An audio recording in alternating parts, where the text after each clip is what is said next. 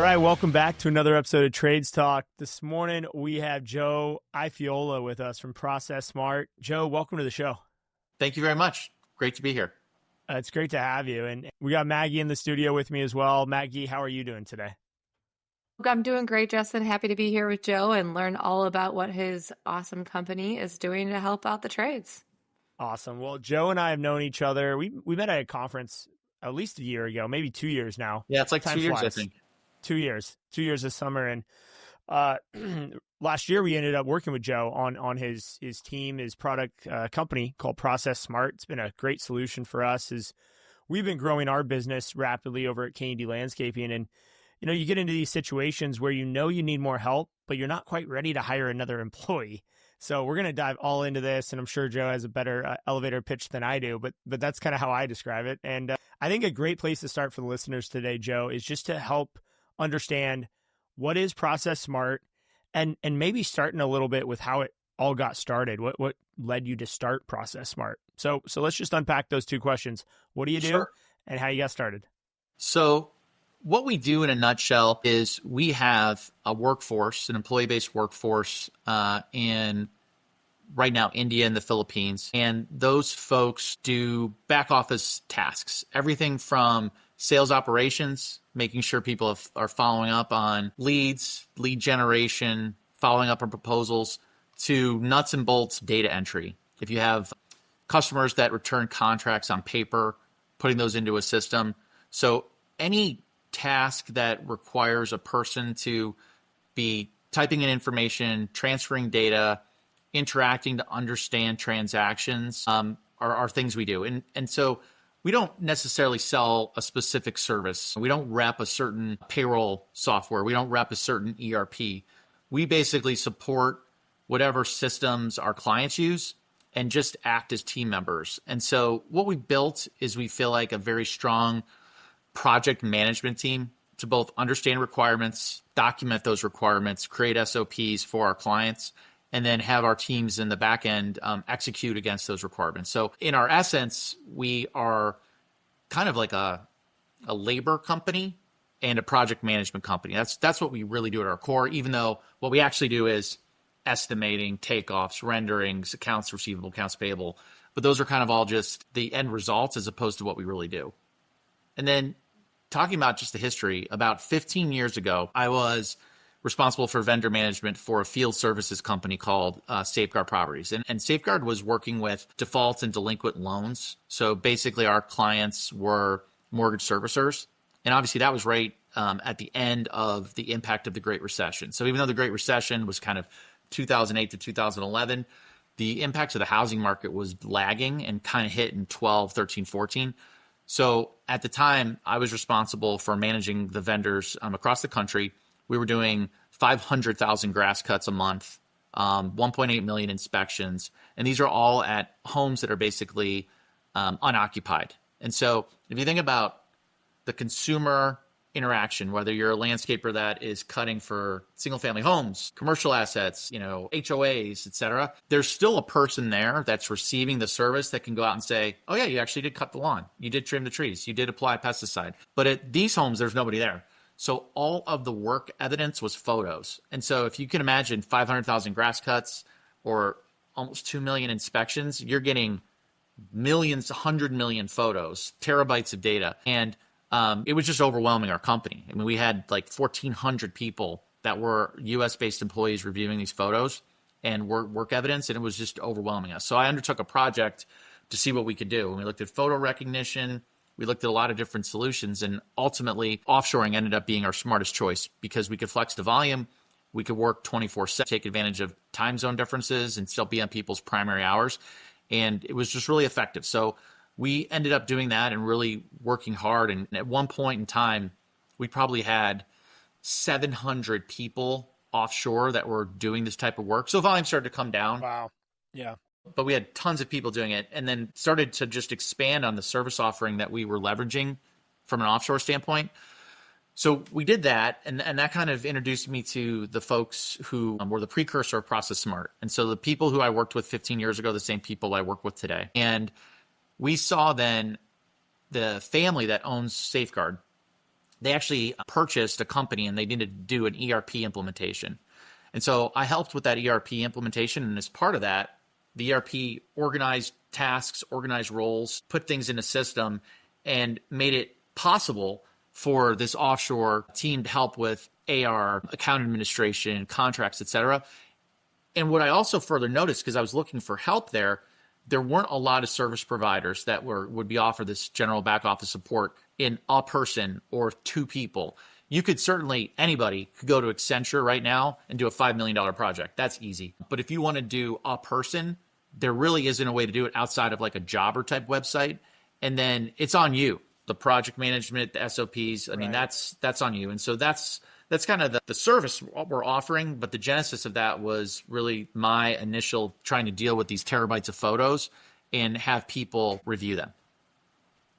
How interesting. That's such and so you got to the point where you decided, hey, this is something that could actually be a use for the entire industry, not just for this one application. And that's what led to you building out a open source platform, basically, where all different companies can leverage and get access to this type of remote work.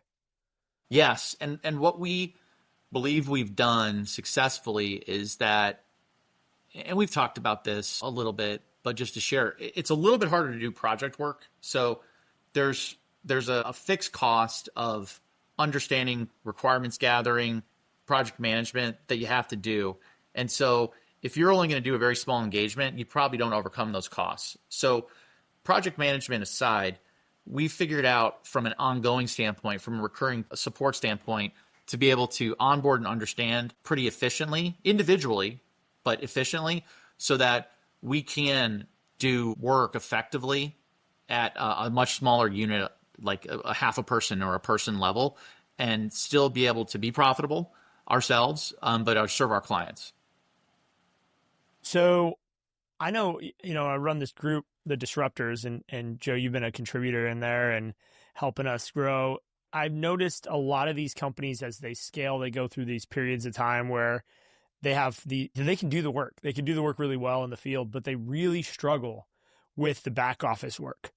I mean, you talk to some operators and they'll dig a ditch all day, or they'll lay flagstone all day, or they'll, whatever you need them to do, they'll go out and do it, and they'll do an amazing job at the work. But you ask them to put the invoices out and send out AR reminders and hey, do a little marketing and update the website.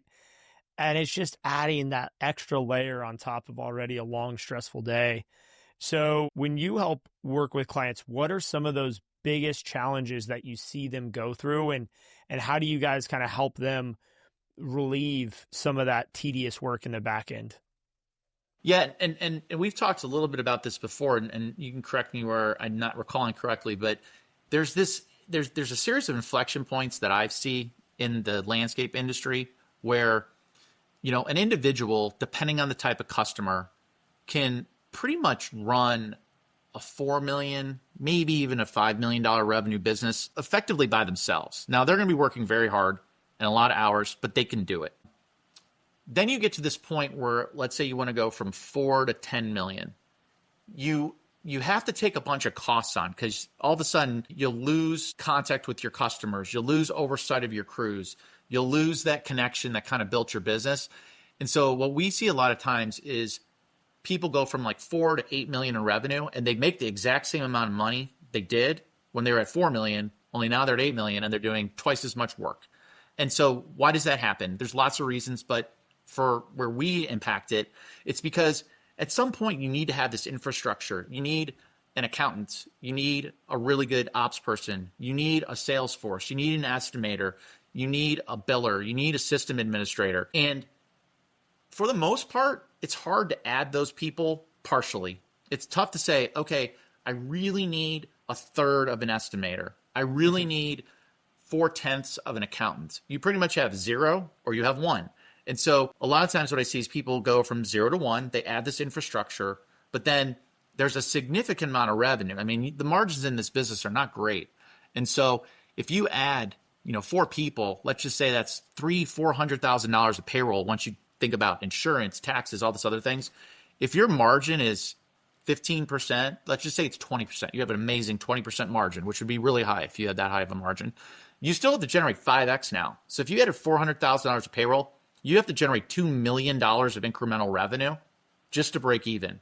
And so we see that a lot in terms of where we feel like we can help in the space, because we can help bridge that transition, so that you have partial people, or maybe you just implemented Aspire or Element or another system and you need an administrator. Well, administrators are expensive. And so if you're a smaller landscaper that wants to make the leap and you want to invest in ERP, unless you're going to administer it yourself, you really run into it. And I know you've talked about this a lot, but I love this phrase. It's like, when you're a small business owner, you really are doing two things. You're working on your business, which doesn't really create any profits, and you're working to develop your business, which does generate.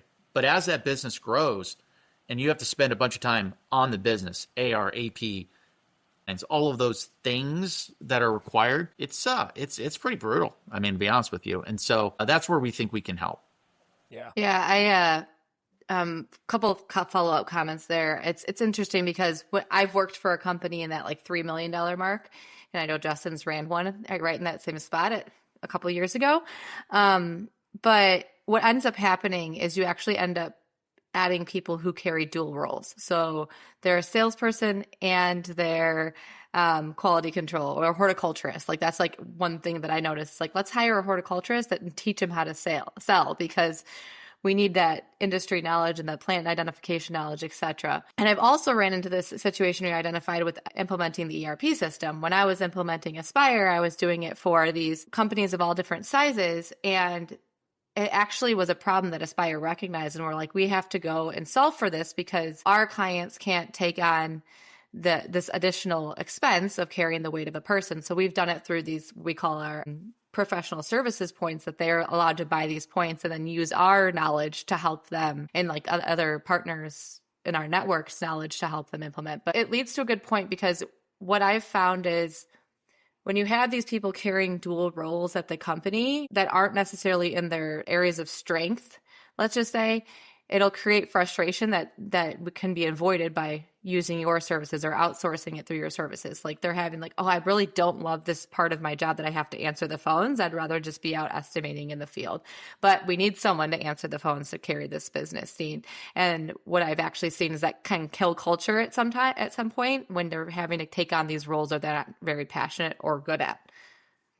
Justin, what's your take?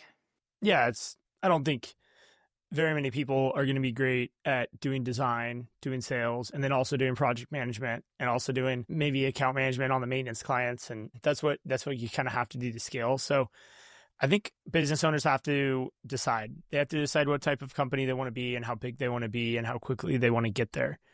Like Joe said, I call it superhero mode. And that's where you got one superhero running the company. And the biggest I've seen is a $9 million business. Wow. Yeah, and that was not a good situation. Funny enough, he wasn't making a lot of money, and he ended up rolling it back down to $7 million. But he's an animal. He's a very unique individual, 7 days a week kind of guy. Most businesses, Joe, spot on. $3 to $5 million is a sweet spot for a one owner operated company. That also includes some really amazing crew leaders and usually a good supervisor and a good back office manager, right? But it's a very tight group of people who just show up every day and work hard. To make the leap, the 8-figure leap, and to build an 8-figure platform, you really have to build out enough infrastructure that can handle 20 million. So I look at our business today at 20 million, and I look at the infrastructure we had at 10 million, and there's not a big difference. We have an extra assistant here, an extra person there, but overall, the foundation's basically the same. So you have to take on these people, you have to take on these costs, and then you have to grow. And if you're not willing to grow, then you really can't take on those costs, because it's going to run into a bad situation. Now, here's a situation a lot of business leaders get into. They want to grow, but they're constrained geographically. They're in a place in part of the country where growth is not necessarily an option. They're already the biggest company in their market by a factor of 5 or even 10. And so to grow geographically, they have to drive 3 hours. And this happens a lot, let's just say in the South, like Alabama, Georgia. You have other places in Tennessee where you got these two towns that can each be 2 or 3 million, but they're an hour apart. And to go to the third or fourth town, they really have to grow geographically, which stretches their team even more. So you've got this really dynamic situation in front of these business owners. And the biggest challenge they run into is they get behind on some of the most basic things. They get behind on billing. They get behind on collections. They get behind on buying new equipment and keeping their equipment up to date. All of a sudden, their equipment's breaking down. Their clients aren't paying because they didn't get their bills in time. And it's just, for anyone who's out there listening, I'm sure, and you've grown, you've been through this situation. So we've been focused, I think, as an industry, all three of us, right? Maggie, you guys have been working on the Aspire platform to help users go from 5 to 10 million by automating a lot of stuff, no ticket left behind, all that kind of stuff. Joe, you've been doing it with your Process Smart. I've been working on it with a figure playbook within the disruptors. So we all have this passion to help these business owners create truly generational wealth. Because when you're a $3 or $4 million business, it's kind of hard to sell that business. It's hard to transition that business to the next generation. But once you get to 10 million, it's almost like it's an automatic transition. You can transition that business. So I want to dive into that a little more and talk about some of these biggest challenges. And Joe, specifically, how are you solving them? So let's take some examples. Let's say there's a $3 million business who really wants to get to 10 million. What are some of the 2 or 3 components of that business that you're coming in and taking off that owner as part of a partnership with that business owner? Yeah. So if you're trying to make that leap, I would say one thing is you really do need to be on an ERP. And, Aspire, it's fantastic ERP. You can't, at $3 million, you probably really know everything about the business. You probably really don't. I mean, I know you can have an ERP, but if you've been successful, you probably just know all the details. But, you have your one example, 9 million. I have 0 examples at 10 where somebody can keep all that in their head. No way. So you got to be organized. So you buy Aspire, you implement it, and then where we can kind of come in is we can help you administer it. So if you think about all the activities, let me say it this way. If you want to just use Aspire as a way to track time, you can do that. And by the way, that's a pretty nice benefit, truthfully, just to understand where you're really spending your labor and is your pricing right. Like, that's a huge benefit. So I would not suggest anyone use Aspire just for that. But even if you just did, it's a huge value. If you want to get anything else out of Aspire, you've got to put the information in, and it's got to be scrubbed and as accurate as possible. Because if you're going to pull gross margins on enhancements, if you're going to try to do work rates and takeoffs in Aspire, if your inputs and the way Aspire has the data structure set up, if they're not relatively accurate, it's just going to give you junk. Like, it's garbage in, garbage out, the classic saying. So one place where we help, especially on that 3 to 10 journey, is helping having accurate data, making sure you have purchase orders, purchase receipts for your goods, that we make sure you're scheduling your tickets and your crews are clocking in the tickets. And if there's time exceptions, those are being resolved. And scrubbing the data, essentially, to make sure that your Aspire data is accurate so that when you do the analysis, you can make decisions off it versus doing the analysis and saying, oh, yeah, they clocked all their time into shop time. We don't really know how much time it took to do that. Or, yeah, we combined all our tickets for Fert and Pest, irrigation, lawn care into one ticket, just so guys could track in time easier. But then you don't know if you're priced right or if your chemical costs are associated. Like, all of those things, in terms of being very detail oriented, are things we do and help with, almost as a office administrator type function for those smaller businesses. And then having it organized into an ERP like Aspire is critical to make good decisions. So that'd be one way. And I'll give you one other way. There's a sales operations process that needs to happen that doesn't happen at most landscape businesses. My favorite expression is kind of fire and forget. You go to a customer, you propose this nice enhancement, you send it to them, maybe there's a nice sketch and rendering, and your mindset for most people is, hey, I sent it to them. If they're interested, they'll let us know. And there's not a follow-up protocol. And so having a sales operations function, if it's hard to rely on your BDs to do it, or your owner to do it, or your account manager to do it, because from what we've seen, it's only a natural muscle for very few people. So we help follow up, and then alongside with that, we help with lead generation. So if there's a certain target you have and you want to just go out on Google, go out on CoStar, go on other tools that are available to help do appointment setting, that's a place we help. and then just using the inherent CRM software. If you want to use what's already built into, say, Aspire, which has email marketing software, or you want to use your own or an offline system, regardless of what you use, having that outreach in that sales ops function, I think is important. And I don't see businesses in that 3 to 10 journey. Sales ops is not a place where they're going to invest. They're going to invest maybe in a salesperson, but not in sales ops. Yeah.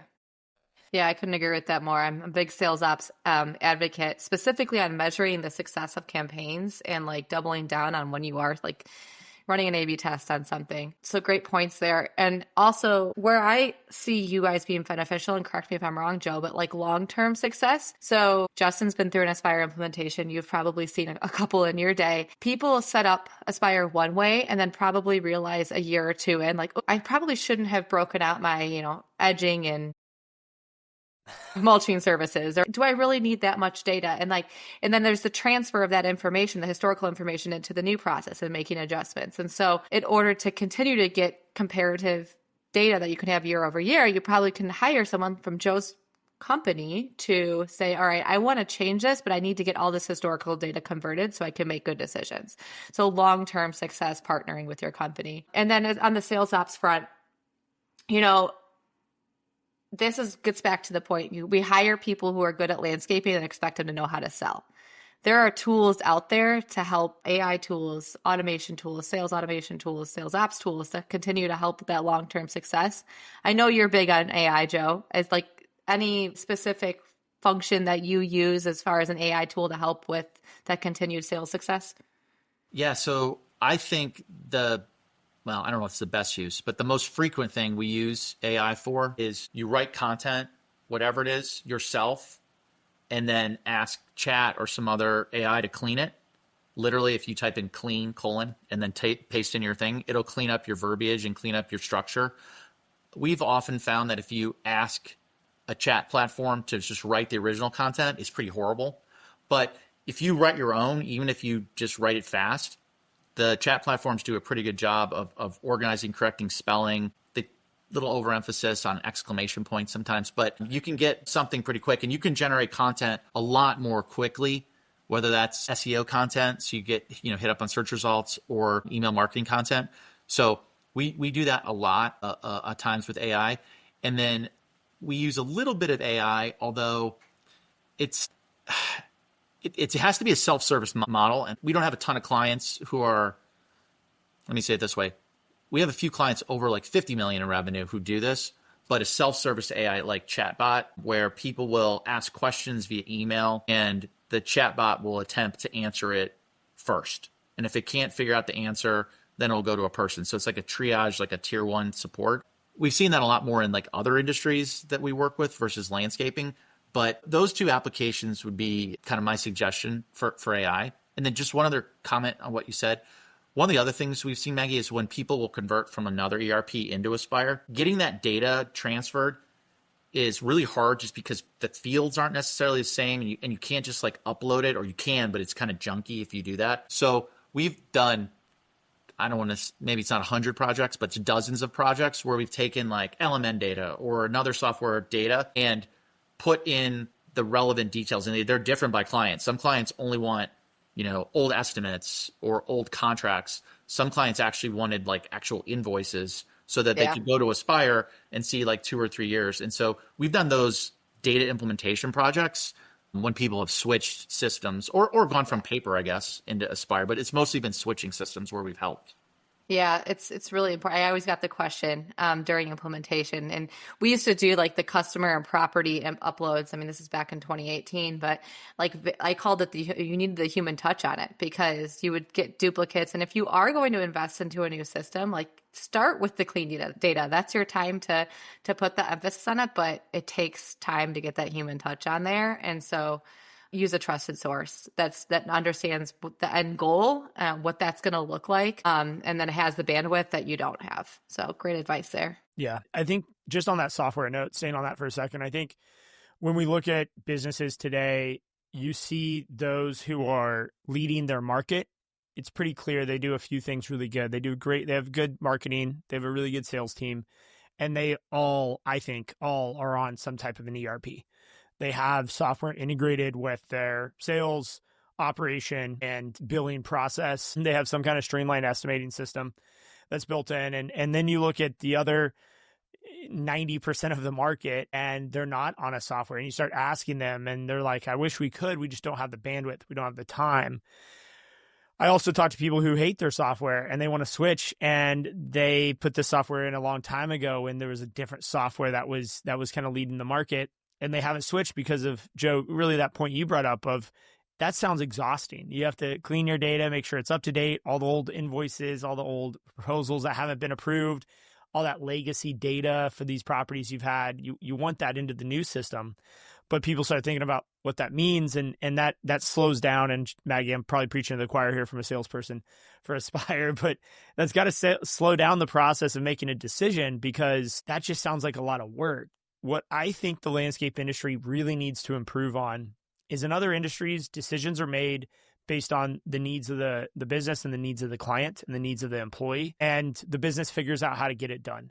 And in the landscape industry, it's kind of like, yeah, I know I should I know I should onboard a software. I know I should go all electric. I know I should be offering water management services.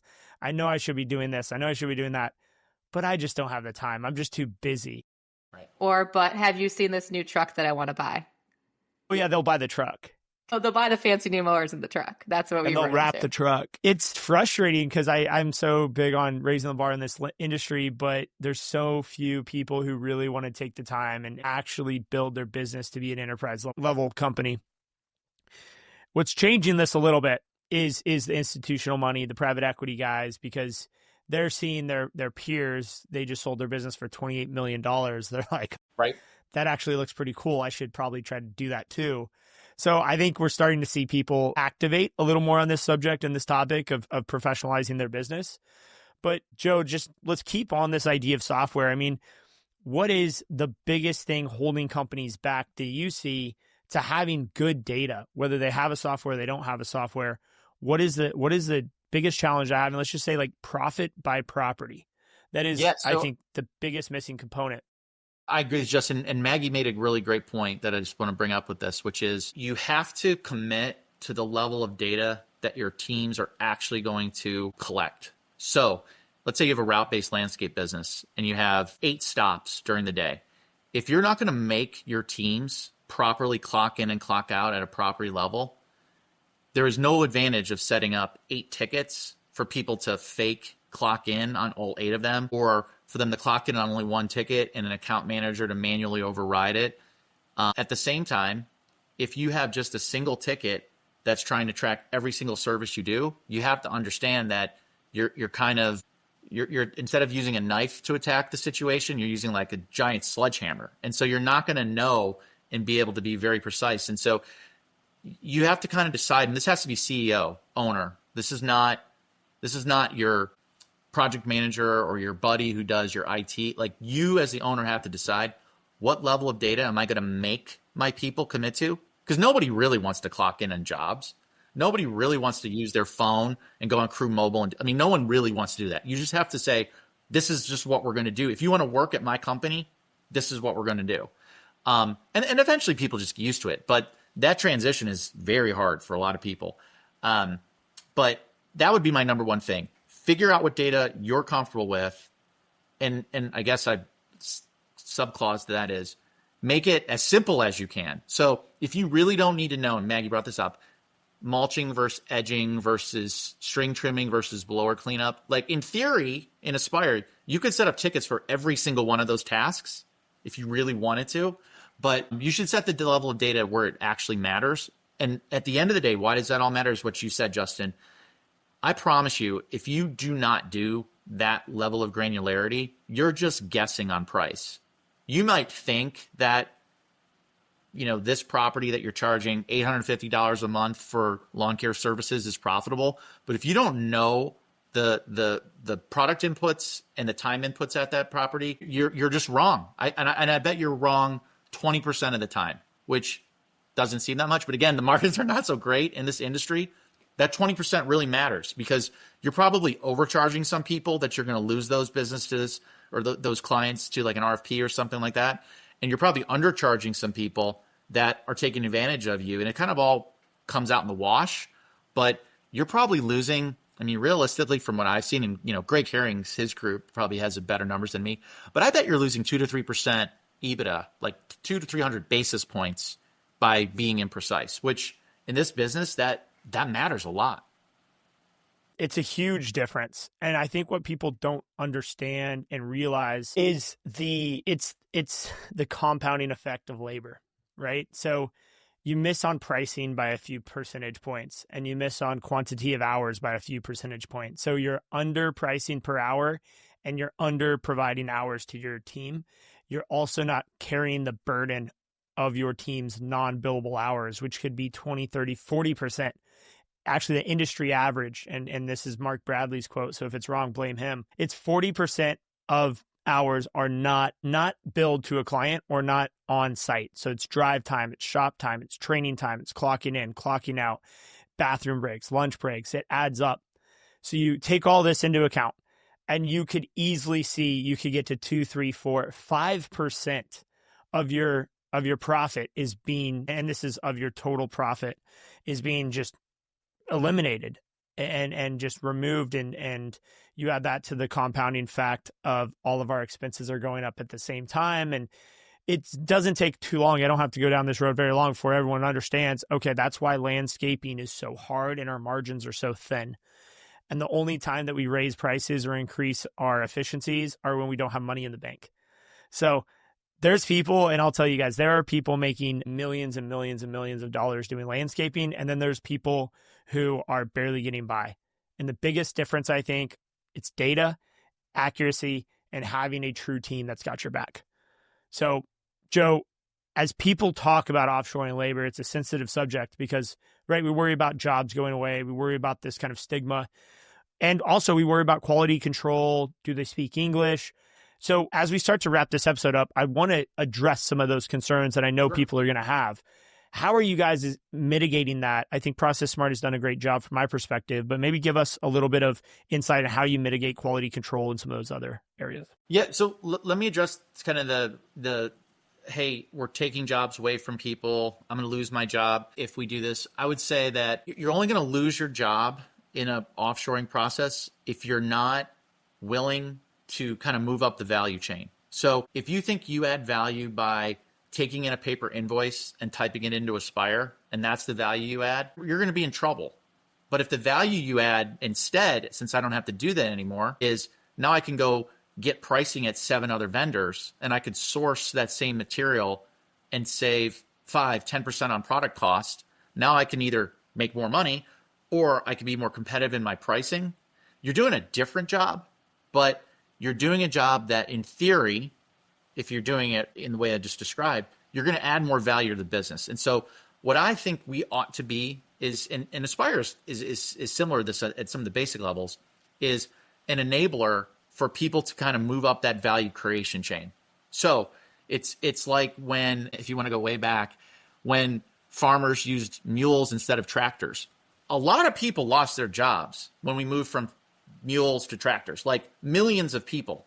But everybody who stayed in farming, and you look at farmers now, they're like satellite data, heat maps, understanding precise levels of watering. I mean, farmers now are tractors, like data scientists, really. You know what I mean? So it's a different job, but it's much moved up the value chain. And so that's where we really feel like we enable entities and companies if we're displacing work to move up and do higher value work. And that is, and to your point, that is one of the biggest reason people leave companies is they don't have any vertical development in their career. They worry they can't grow. So this isn't a, we're going to take your jobs conversation. This is a, I'm going to help you make more money conversation. And the difference of that vocabulary and terminology with your team, you could be doing the same thing, but they see it as they're going to lose their job versus a retention strategy. And it's just how you communicate the value prop. We actually run into that too quite often during the sales conversation of Aspire. People think, well, I'm doing this and this is because like one of the first conversations I had is like, who's doing your time review, or like who's like reviewing time cards and punch in, punch out? Usually the admin, some sort of admin in the office. And I'm like, okay, well, that should be the production managers in the field. They know where they're at. They know what jobs they're on. Like, they're the ones who should be reviewing the time. And a lot of times the admin see, well, that's a huge part of my daily work. If that goes away from me, am I going to be needed? Am I going to have a job and all this stuff? And it's like, and the conversation needs to be like, no, we're going to find higher value work for you to perform that will up-level you in your career, instead of you doing this manual task that you're probably having to go to the production managers anyways to get the answers for. We're going to eliminate all that and put it in the hands of the people who can get it done more efficiently. But it is definitely a real concern for people who see technology displacing. And to your mule example, yes, people lost their jobs because they went to tractors, but then we needed tractor mechanics and we needed people building the tractors. And so it's just a different, you need to define a new skill set, and those who want to grow in their skill sets will, and those who don't will become victims of the process. The other thing where we have a big role, especially on the initial growth stages, but this is true at a few inflection points, the 3 to 10, and then I'll call it the 10 to 50, where you're going to go multi-location. You end up having lots of partial jobs, and not always like less than one person, but generally more than one. And so you often see it when it's like a husband and wife working on the landscape business together. As it grows, someone's doing all the paperwork, someone's doing all the field work, but those jobs become like 1.3, 1.4, 1.5 jobs. And what does that mean? You're working on your business from 5 to 9 p.m. every night, and then you go back and do it again and just kind of burn out. And so we can help with those partials so that you don't lose people. So obviously, if you own the business, you're not going to fire yourself. But a lot of times what we see is people are just getting burnt out as they're going on that growth path. And the office administrator who does payroll, AP, purchasing, and now those jobs are coming overwhelming, like, we can take the pieces of that. We can take a big piece of AP. We're not going to take the vendor relation piece of AP. We're not going to take the sourcing piece. That's, I'll call that high value work that I don't see ever being offshored, or not anytime soon, not until there's like this magical marketplace that everyone participates in, which I don't know if that ever will happen. But we can take the transactional tasks so that you free it up, or the transactional task of getting the payroll data entered, and then that person becomes a reviewer. And so that's kind of way two, which is the displacement to higher value add is a piece of what we do. And then helping out with the partials as you're growing up is a piece of what we do to assist in that path. Yeah, that's so well said. And it's such a huge issue in our industry is burnout, and especially at the owner level, because we do, and the VP level or that mid-management level, because we just think that when we're growing a business, the hustle mentality is you got to work a lot of hours, and you just got to put the hours in. That's just part of it, which, hey, that should be a choice. So your business should not require you to work 16, 17, 18 hours a day. If you want to work that, then great, but you should be growing at 30 or 40% a year. And most people, Justin, can only do that for a short period of time. Some people are exceptions, but most people cannot sustain that for 2 years. It's very few people. They just get burnt out. Yeah. So it shouldn't be a requirement. It should be an option, and your business should be paying for these additional people or services, right, Joe, that can help alleviate that as you grow. Maggie, I know you're a proponent of this, of just like helping people not burn out. What's your take?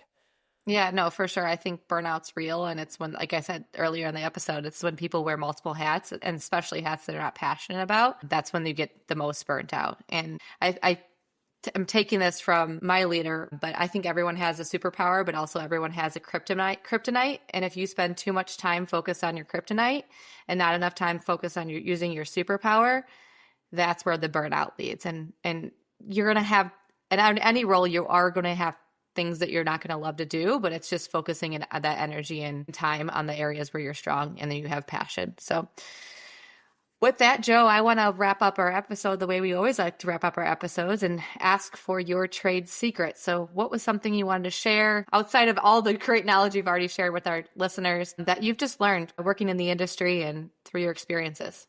So I thought about this, and I guess I have two things. One is, and this is like that's why I have two, very obvious one, but I just see it lacking so much. There's just a core execution that if everybody did, their business would be 20% more successful. And what I mean is that when someone goes on your website and puts in a form, respond to them. When somebody gives you a call them back. When someone emails you, answer the email. I see so often, and we try to make sure with task management tools and then just training for the team, like that just cannot happen. You have to be responsive, because if you're not responsive, that's kind of the norm, especially in this world of outsourced customer service and AI and other things. The more the norm is, how do I get a quote? How do I get someone to get back to me? And so our trade secret in that sense is you just have to be responsive to people 100% of the time. And speed matters too. Like you don't want to be so responsive in speed that you say something dumb, but you want to be as fast as you can with having a reasonable response. It doesn't have to be perfect, but a reasonable response. So that would be kind of the one thing I was going to share. Yeah, I want to just make a comment on that. And I think it alludes back to, again, my implementation days of Aspired. Everyone wants notifications of stuff. Like, can you notify me when there's a ticket left behind? And I think our society is notified to death. And one thing I've learned, I manage a team of business development reps, people who are focused on that speed to lead and who are constantly trying to generate demand. You have to set your notifications up for success. Mute everything except for the ones that are the highest, most important priority, and pay attention to those notifications. Because if you're getting notified about, oh, the weather is going to do this, and oh, this person, celebrate their birthday, you're going to get notification paralysis, and not focus on any of the notifications. So that's kind of my additional take on your trade secret, and I love it. And I'm a big fan of speed to lead for sure. Justin, what's your thoughts? I just gave a presentation in Houston 2 weeks ago called The Speed Advantage. And it was an entire, 1.5 hour workshop with Aspire on why speed is the number one advantage in today's marketplace. And there's just one, and by having to do this presentation, I did a ton of research, and the company that I could say leveraged speed in a time where speed was not really available was FedEx in 1973, when they said, hey, if it absolutely has to get there overnight, call us. And if it doesn't, call the other guys. And they went from nothing to $1 billion in revenue in 10 years with no acquisitions, 100% organic growth. The first company in America to do that. And their entire philosophy of their company was built on speed. That got them to $1 billion. Today, they're over $90 billion market cap, and they're still focused on speed. So if that's not a good example of why speed should be important, then I don't know if I'm going to change anyone's mind. Joe, you said you had two. Is there a second part of this? So there is, and it's very similar to what Maggie said. I know a lot of people in our business and then in some of our clients where they ask to be CC'd on everything. Oh, just CC me, just CC me. You do not want to be CC'd on everything, because you will just miss out. If your inbox is 500 emails a day, I promise you are not looking at 500 emails a day. You might be deleting 500, but so only ask to be copied on things or blind copied on things if you absolutely need to be. If you don't need to be on that, tell people to remove you. Other thing, and this sounds like a jerky comment, so maybe it is, but I hate when people respond to me and say thank you. Please do not respond to me and say thank you. It's very nice, but I don't need 50 thank yous a day. I will assume that by me providing you what you asked for, that you are thankful that I did so. I do not need another email that tells me that. So that was my my other things that I wanted to mention. That's so great. That's a great way to end this thing. Is like, let's not add additional non-necessary communication in emails, especially if any of my team are listening. Let's keep the emails to a minimum. All right, or Maggie, reply alls. The reply all, Gosh. that's my, yeah, please don't reply all. We have a rule against that at K&D. Well, I'm not going to, I am going to say thank you, Joe, for joining us on today's podcast. I'm not going to send it to you in an email, but it's been a very, very valuable episode. And we will put how people can get a hold of you to utilize your services and resources in our show notes. But again, thank you for your time today. We really appreciate it. Yes, thank you. I appreciate the time as well. Yeah, guys. And if you're listening out there, you enjoyed today's episode, please share and subscribe. Also, if you're interested in Joe's services and you want to talk to someone who's utilized Process Smart to scale their business, send me an email. Reach out to me. I'm happy to talk about how we utilized it and give you guys some tactics on how you can scale your business faster without hiring more people. So with that, Joe, thank you so much. Have a great rest of your day. Thank you. You too.